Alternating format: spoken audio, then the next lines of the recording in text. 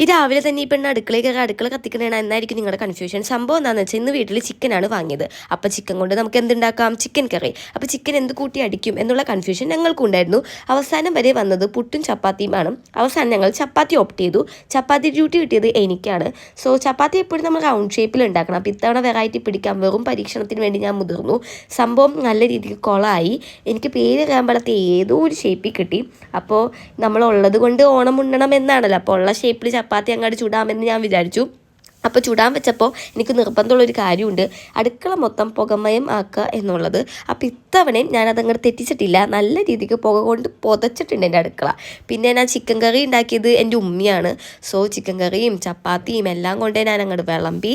ഇത്തവണ ടെസ്റ്റിങ്ങിന് വിളിച്ചത് എൻ്റെ അനിയനെയാണ്. അപ്പോൾ അവനോട് ഞാൻ പറഞ്ഞിട്ടുണ്ടായിരുന്നു ഇതൊക്കെ തിന്ന് കഴിഞ്ഞിട്ട് അടിപൊളി എന്ന് പറയണമെന്ന്. സോ അവൻ്റെ ഡ്യൂട്ടി അവൻ സൂപ്പറായിട്ട് ചെയ്തിട്ടുണ്ട്. അപ്പോൾ സംഭവം അടിപൊളിയായിരുന്നു, നല്ല ടേസ്റ്റും ആയിരുന്നു.